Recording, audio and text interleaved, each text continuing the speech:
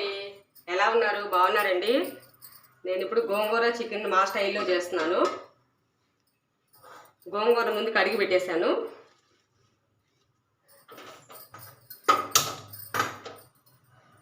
దీనిలో వాటర్ ఏం పోయలేదండి.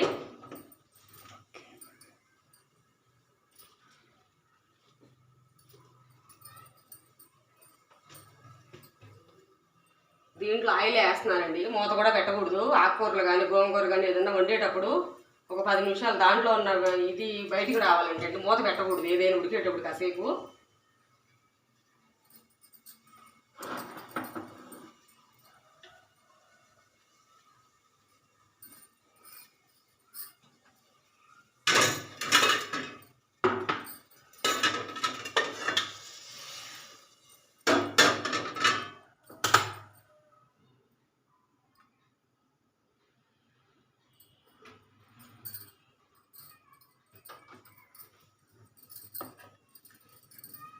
మేము చికెన్ కూరలో కూడా ఒక చిన్న టమాటా వేస్తామండి. టేస్ట్ చాలా బాగుంటుంది. మీకు అలవాటు లేకపోతే ఒకసారి ట్రై చేసి చూడండి, ఎలా ఉందో చెప్పండి నాకు. ఇప్పుడు ఒక ఉల్లిపాయ, ఎందుకంటే గోంగూరలో కూడా వేస్తాం కాబట్టి నేను ఒకటే కొంచెం మీడియం సైజు ఉల్లిపాయ ఒకటే తీసుకున్నానండి. టమాటా ఒకటి,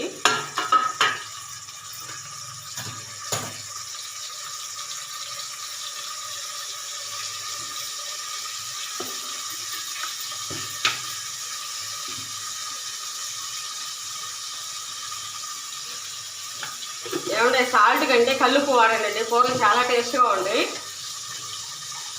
సాల్ట్ చాలా వరకు తగ్గించాలంటే మామూలు తాలింపు కూరలు అట్లా అయితే తప్పదు కాబట్టి వేస్తాము. కూరల్లో చాలా వరకు రాళ్ళు ఉప్పు వేసుకుంటే మంచిది.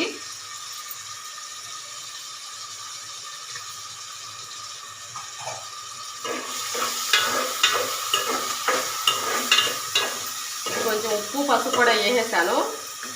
ఇప్పుడు అల్లం పేస్ట్ వేసి అడిగంటేస్తుందండి. కాసేపు అట్లా కొంచెం బాయిల్ అవ్వాలి.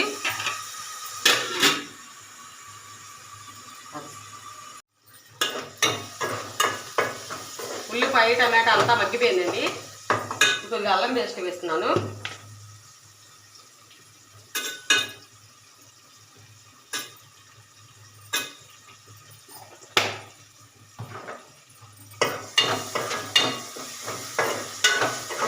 ఇది కొంచెం పచ్చివాసన పోయే వరకు వాటేసి నేను గోంగూరలో వాటర్ ఏం పోయలేదండి. కడిగి పెట్టుకున్నాను అంతేను. నూనె పోస్తాను కదా మీ ముందే. ఇదిగో ఆ వాటర్ అంతా పైకి వస్తుంది ఇలాగా.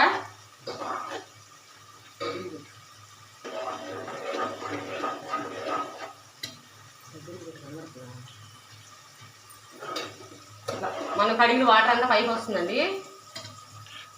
ఇప్పుడు దీంట్లో ఒక పెద్ద సైజు ఒక టమాటా, ఒక ఉల్లిపాయ, 4 పచ్చిమిరపకాయలు వేస్తున్నాను.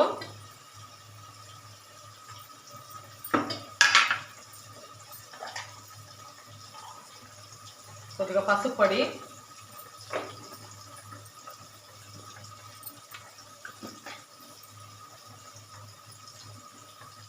పచ్చిమిరపకాయలు బాగా 4-5 వేసానండి. కొంచెం కారం పసుపు పొడి వేసాను. ఇప్పుడు ఇవి కూడా ఇట్లా ఉడకాలన్నమాట. చూసారు కదండి, నేను మూతే పెట్టలేదు అసలు గోంగూర మీద. ఆకుకూరలు కానీ పప్పులు ఏదైనా ఆకుకూర వేసుకున్నప్పుడు కూడా మూత పెట్టకూడదంటండి. దాంట్లో ఉన్న కొన్ని గాల్లో ఇది అవ్వాలంట బయటికి.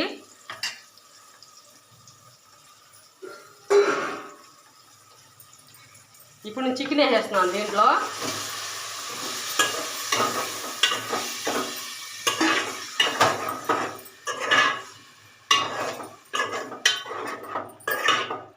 ఇప్పుడు ఈ ఉప్పు అల్లం పేస్ట్ మసాలా అంతా దీనికి పట్టాలి కాబట్టి మూత పెట్టేస్తాను.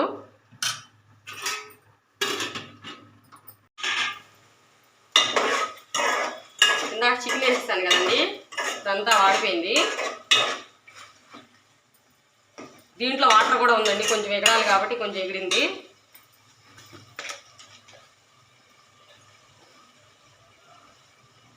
2 టేబుల్ స్పూన్లు కారం. వాటర్ ఎక్కువ పోయకూడదండి, దీంట్లో కొంచెం వాటర్ ఉంది కదా ఆల్రెడీ చికెన్ది.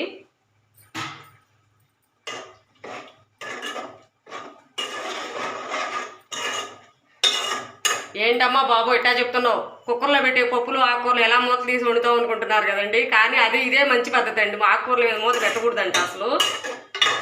కానీ కుక్కర్కి మనం అలా చేయలేము కదండి, ఇంకా తప్పదు, అది అలా వండుకోవాలి కాబట్టి. కానీ ఇది మంచి పద్ధతి అంటే పెద్దవాళ్ళ కాలం నుంచి కుక్కర్లు ఈ మధ్య కదండి వచ్చాయి, దానికి అలవాటు పడిపోయాము అందరము. కుక్కర్లో అంటే మూత తీసి అయితే వండలేము కదండి, అలాగే కదా పెట్టుకోవాలి, ఇంకా తప్పదు, దాన్ని ఏం చేయలేము మనం. నేను కుక్కర్లో పెట్టేస్తూ ఉంటానండి, ఇట్లాగే చేస్తుంటాను. కారం వేసి వాటర్ పోసానండి. గోంగూర కూడా కొంచెం ఉడకాలండి, ఒక 5 నిమిషాలు అట్లా.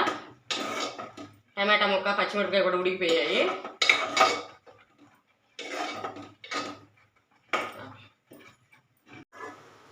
ఇంకొంచెం పులుసుగా ఉందండి.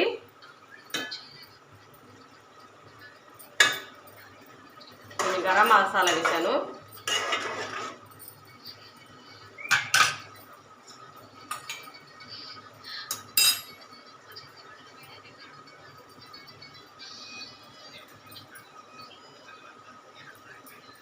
కొత్తిమీర వేసాను.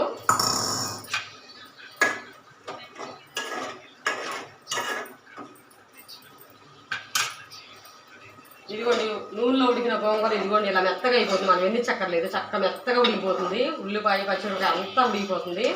వాటర్లో ఉడికించింది నూనెలో ఉడికించింది తేడా చూడండి మీరే ఒకసారి. నేనైతే ఇలాగే చేస్తానండి. ఆకుకూరలు కూడా మనం టమాటా వేసి వండుకునే కూడా నూనెలో ఉడికిస్తే అలానే ఎక్కువ పోసుకోకూడదండి, ఒక మాత్రం నూనె పోసుకొని చక్కగా ఉడికిస్తే సిమ్లో పెట్టుకొని ఆకుకూరలు కూడా చాలా బాగుంటాయి నూనెలో ఉడికిన ఆకుకూర.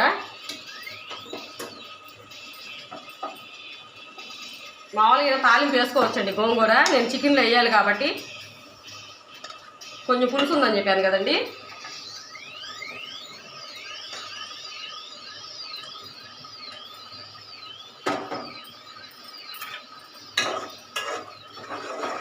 ఆ పులుసుకి గోంగూరకి ఇంకొంచెం 10 నిమిషాలు అట్లా సిమ్లో పెట్టి లో ఫ్లేమ్లో పెట్టి ఉండాలండి.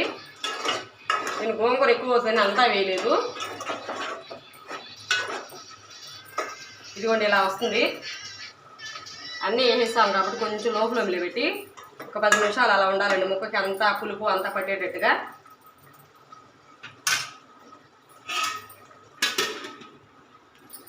నచ్చితే లైక్ చేయండి. మీరు మీ ఇంట్లో ఎలా చేస్తారో కామెంట్స్లో పెట్టండి. గోంగూర ఆకుకూర అయితే వాటర్లో కంటే నూనెలో చూసి చూడండి ఎలా ఉంటాయో ఉడికిన తర్వాత. నా మాటలు ఎలా ఉన్నాయి ఏంటి అనేది కామెంట్స్లో పెట్టండి. Please like.